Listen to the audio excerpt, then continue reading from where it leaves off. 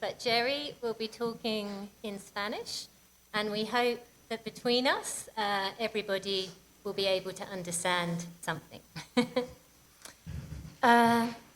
So the very best theories of physics don't rely on particles at all. The best theories that we have tell us that the fundamental building blocks of nature are not particles, but something much more nebulous and abstract. The fundamental building blocks of nature are fluid-like substances, which are spread throughout the entire universe and which ripple in strange and interesting ways. These fluid-like substances we have a name for. We call them fields. In developing this piece with Jerry, we would discuss it, and Jerry would ask, so what is it about? And I would gesticulate a lot and talk about energy. I talk about energy a lot.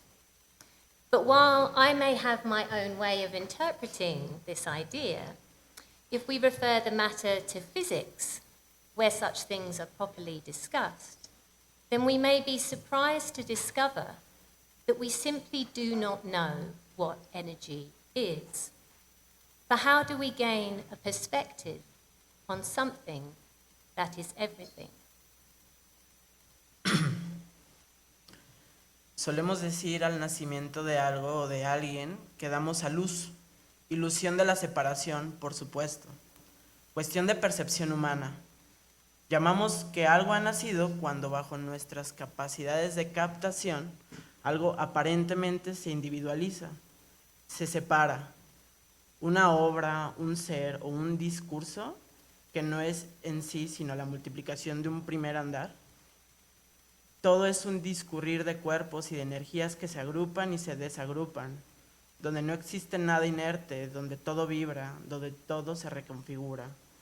La estabilidad de las cosas es también cuestión de percepción, de política y un discurso dominante. La modernización y el progreso han sido las encargadas de separar las cosas con claridad, purificándolas, abstrayéndolas, volviéndolas estables para su lógica del deber ser, por sobre su ya existencia, negando las formas y los ritmos distintos a los nuestros. Por eso encontramos en el ave veloz más similitud a la humanidad que la de una piedra, aun cuando ella también crece, decrece, rueda, interacciona y con la raíz que busca de sus nutrientes se quiebra. Como la flor que se apaga tras cumplirse polen para el otro. ¿Otro? Toda ella, la misma energía y materia reconfigurándose. In physics, energy is described as the ability to do work. Obviously, this is quite unsatisfactory, for it describes energy in terms of what it does, not what it is. It places energy as something other and feeds into the idea that it is something to be used by us. Yet this is all we know. We can say certain things. We can describe some of the properties of the pressure waves of sound and of the electromagnetic waves of light, the properties they share in common and the ways in which they differ. We can say something of the relationship between the frequency and amplitude of such waves and the quantum of energy they carry. We can say something of the relationship between energy and mass, or what may be better described as the relationship between energy and inertia or resistance. We may understand the relationship between these things.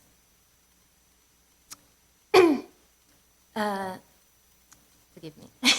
We may understand the relationship between these things, and yet we do not know what energy or mass actually is. Hypotheses abound. My opening quote was from the physicist David Tong, who draws on theories of quantum fields. which postulates that even what we think we know of as mass is nothing more than fields that can ripple and manifest as particles. That the material world as we experience it may be nothing more than a perceptual experience, having no actual substance beyond how it appears to us. Cuando las cosas se fracturan, se deshacen, cuando las cosas se arruinan, decimos que algo ha muerto, consecuencia de nuestra incapacidad de captar la redistribución de lo que nunca se ha separado, en lo que todo es intradependiente. Todo ocurre dentro, no existen los entes separados que se conectan, sino un mismo ser que vibra de formas y ritmos diferentes. No hay límites entre una y otra cosa, solo resonancias, formas momentáneas de configuración. No es distinta la luz de la vela que las cosas que alumbra, cuestión de ritmo energético, de agrupación momentánea, de la energía materia, la reconfiguración por sus propios medios, o los medios humanos de producción, de la manipulación del hombre sobre las cosas. Esta es nuestra absurda abstracción donde trabajamos para estabilizar la llama lumínica, tal vez porque en el fondo tememos encontrar en ella cuya materia energética la declaramos inerte, su forma de ser y su vitalidad. Miedo y entenderla también como criatura viviente, incontrolable, deseante, capaz de crecer, de agenciar sobre nuestras vidas como nosotros hacemos sobre la de ellas. I used to be a banker. During the financial crisis, I witnessed firsthand the disordering of sense that accompanies the collapse of a system. How a ground which appeared to be solid evaporated below my feet and revealed itself to be nothing more than an idea sustained only by belief. As a consequence, I engage now with a world not of facts and things, but of constructs and desires. And it has left me with a question: what is real? What is true? What is fundamental? And the truth is that we do not know for sure what this is. But it seems that most likely all that is fundamental is but charge and vibration, an attraction, repulsion, and a pulse. A pulse which never ends and which is continually laid down afresh, over and over, until it gains the appearance of substance and creates a record, an echo of everything that is and has ever been.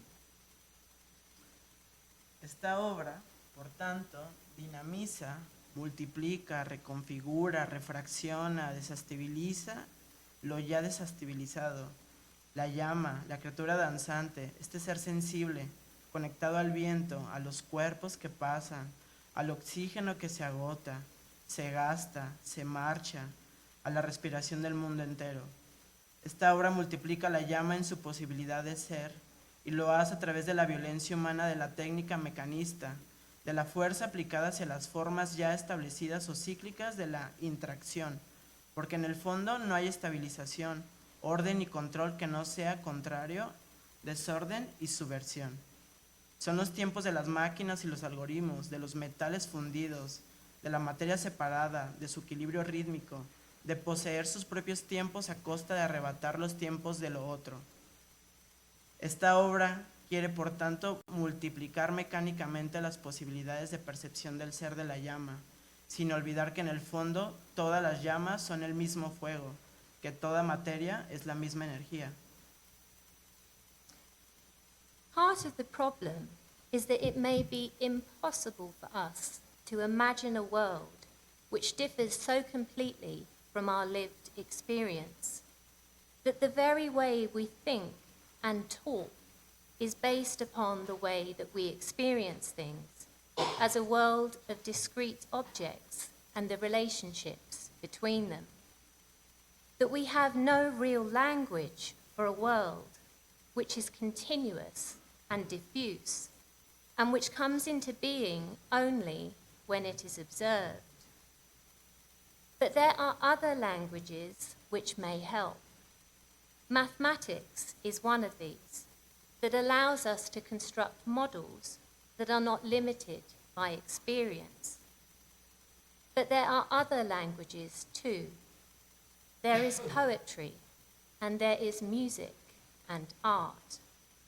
And what I would like to suggest is that art and music should not be seen as a second-rate substitute for a failure of logic and reason, but potentially as the very frame of mind necessary to reach beyond our intellects, to develop new sensitivities of perception informed by intuition, which in time gradually shift our experience to better line up to the fundamental nature of reality, and which, in so doing, would lead us not only to new understanding, but to new capacities too. Esta obra lo hace a través de gruesos y múltiples espejos, arenas y platas fundidas por el mismo fuego y diferentes llamas. Se eligen espejos porque son la única materia que al quebrarse, fracturarse, dividirse, hacerse menos, multiplican las posibilidades del ver, de proyectar, de redireccionar, de mirar, de captar la luz y lo circundante. Se trata pues de un ejercicio de volver la utilidad mecanista en inutilidad divagante, máquina de destellos, reflejos y ritmos polifónicos, música en la que se entrelazan diversas melodías para escuchar a un ser múltiple en el olvido, del que un día aprendimos a danzar, a alimentarnos, a consumirnos en el mismo fuego al que todos pertenecemos, y el que, aunque lo acotemos y lo empaquetemos entre cristales y ceras, y lo hagamos aparecer con apenas un destellos, no puede pertenecernos. La dominación nunca ha podido con la más vital llama. Yeah.